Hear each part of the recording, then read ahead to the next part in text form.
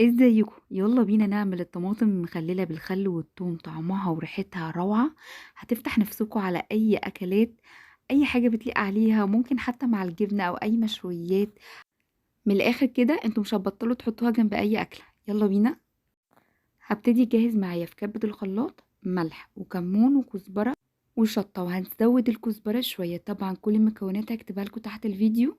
تمام، الكميات بالظبط ده انا عملت عليهم لكيلو طماطم. هنا حبيت احط معلقة صغيرة هريسة وقرن فلفل حامي اختياري. تمام، مش حابين تحطوا لا هريسة او فلفل حامي براحتكم. وهنزل عليهم بقى براس توم، يعني تكون حوالي 10 15 فص كده للكيلو بالظبط. تمام، وانا هنا واخده نص حزمه كزبره، واخده الورق بتاعها ورميه العيدان. تمام، غسليها طبعا ومقطعاها بالشكل ده حتت صغيره. هبتدي اخد منهم حوالي معلقه وهنزل بيهم على الثوم والتوابل اللي نزلنا بيها. وهجهز جنبي فنجان ميه، هحاول ان انا احرك بيه الثوم بالتوابل عشان يتضرب بسهوله. يعني هنزل بحوالي معلقتين في الاول وهشوف هيتضرب بسهوله ولا هنحتاج نزود تاني. انا هفضل اضيف ميه لحد ما احس ان هو بيتضرب سهل. انا مع الكميات دي ما خدتش اكتر من ربع فنجان.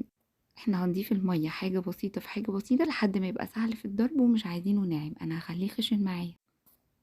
بصوا انا هوريكم شكله خشن ازاي، فمش عايزينه خشن قوي ولا ناعم، يعني احس ان في قطع باينة. وبس كده هنبتدي نجهز معايا الطماطم. بكون غسلها كويس ومقطعاها حتت صغيرة زي السلطة كده، او زي الشكل اللي انتوا حابينه، يعني قطعوا الطماطم زي ما انتوا حابين. هبتدي هنا بعد ما قطعتها انزل عليها بالتتبيله اللي احنا عملناها مع بعض. عايزه اقول لكم الريحه اصلا وانا بحطها على الطماطم فظيعه.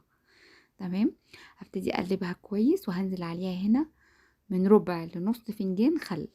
تمام، زي ما انتوا عايزين. بتحبوا الحاجه مزيده هتخلوها نص فنجان. وهاجي هنا هنزل بالكزبره بتاعتي، الكزبره الخضراء اللي احنا خدنا منها معلقه.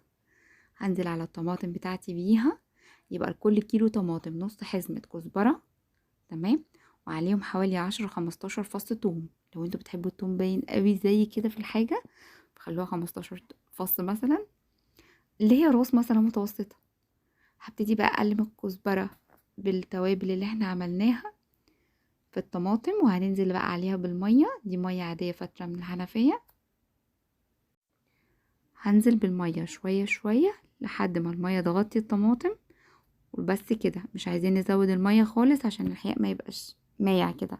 تمام، طبعا لو احتجت بعد ما ضفت المية ملح او خل تاني ممكن اضيف شوية صغيرين. وبس كده هبتدي ادخلها التلاجة. لازم تتغطى علشان ريحة التوم هتبهدلي التلاجة خالص، فتتحط في علبة محكمة وتتغطى وتخش التلاجة. وهطلع منها على القد، وهتقعد معايا في التلاجة طول ما انا مغطياها وبسحب منها على القد. طعمها مش هيغير خالص، وبألف هنا.